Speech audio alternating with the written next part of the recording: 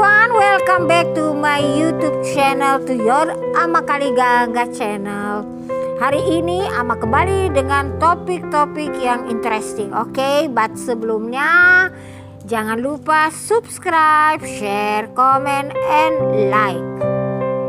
Oke, hari ini topik kita agak berbeda daripada biasanya. Hari ini tentang pembulian. Kita sudah tahu pembulian itu sudah ada di mana-mana. Jadi orang dibully itu ada di sekolah, ada di keluarga, di mana saja ada orang yang dibully. Dan orang seperti apakah yang biasanya dibully? Orang yang mempunyai perbedaan dari yang lain, ya. Jadi memang setiap manusia memiliki perbedaan. Tetapi ini orang punya perbedaan yang lebih unik, ya, kalau Ama bilang. Kadang-kadang perbedaannya mungkin dia terlihat lebih cantik atau lebih lebih bagus, sehingga orang yang membuli itu iri padanya.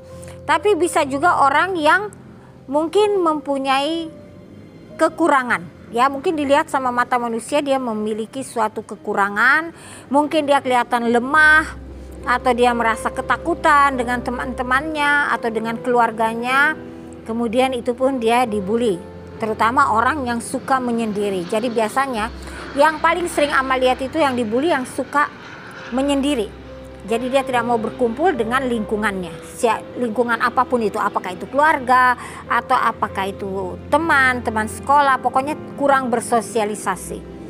Dan orang yang dibully ini tidak selamanya memang tidak bisa bersosialisasi, dia bisa tetapi dengan orang yang sejalan. Jadi mungkin di keluarganya dia atau di sekolah itu bukan orang yang mempunyai pandangan yang sama atau mempunyai pikiran yang sama, jadi dia malas untuk berkomunikasi. Nah, di situ dia mulai dibully, disakiti, dilukai, diejek, dan banyak sekali yang terjadi. Itu yang membuat dia itu jadi depresi. Nah, ketika dia dibully, otomatis mentalnya itu down. Dan apalagi kalau dia udah dilukai dan disakiti. Kadang-kadang dia tidak berani untuk melaporkan kepada misalnya guru atau kepada orang-orang tertentu, atau misalnya dia berdiskusi, mengapa kamu membuli saya, dia sudah tidak mampu karena dia punya mental sudah dilemahkan secara otomatis.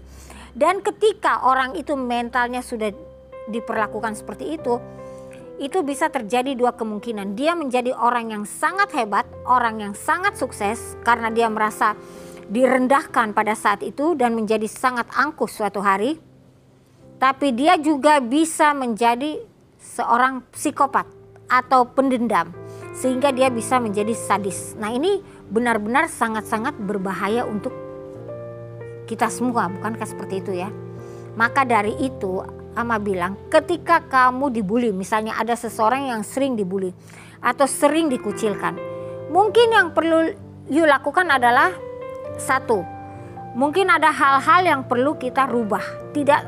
Kita tetap menjadi diri kita sendiri, tapi mungkin kita harus pendekatan dengan orang yang membuli kita.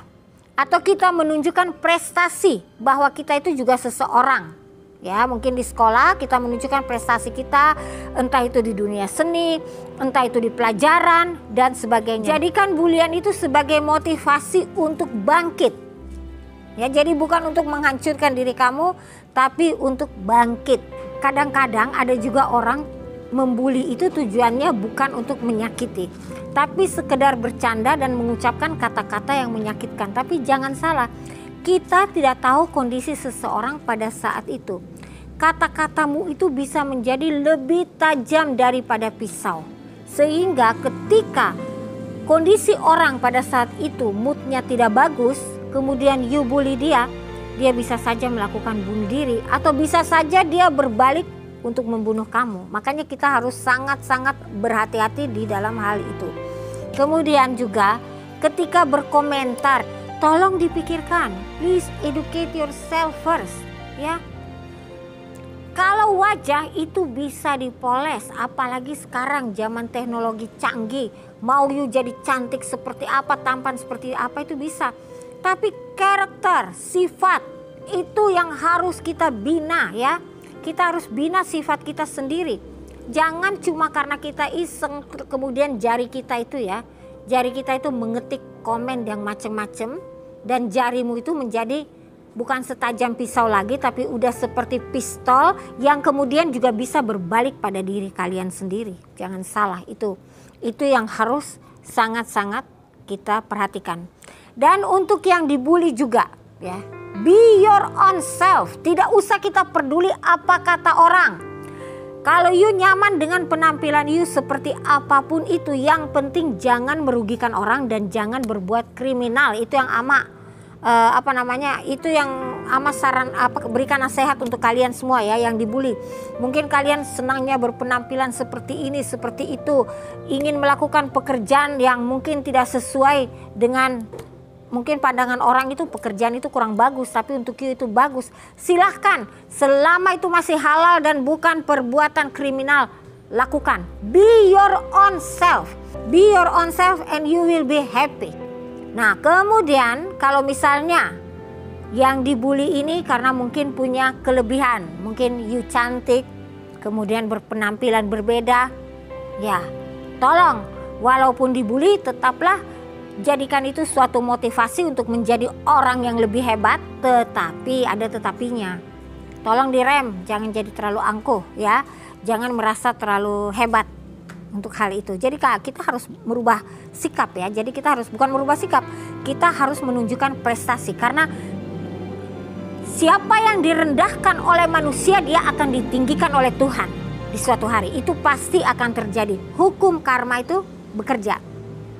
Kita lihat yang dibully, sering kali yang dibully bukan karena punya kekurangan. Artis-artis dibully karena artis-artis itu hebat, mereka berprestasi kemudian dia dibully. Nah, kalau mental si artis itu tidak kuat, seperti beberapa artis yang amat tahu di India, dia bunuh diri.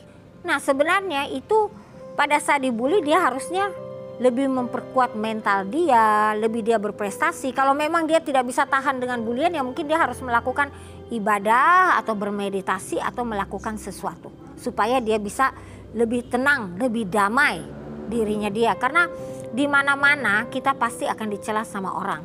Jangankan seorang yang punya nama besar, Ama saja ini baru mau mengeluarkan video tentang pembulian, tiba-tiba coba kalian baca. Nah, aneh kan? Kalau bagi Ama itu tidak problem, you bilang apa tentang Ama tidak problem. Tapi anehnya, kalau you memberikan komentar seperti itu di bawah cover lagu saya, itu tidak masalah.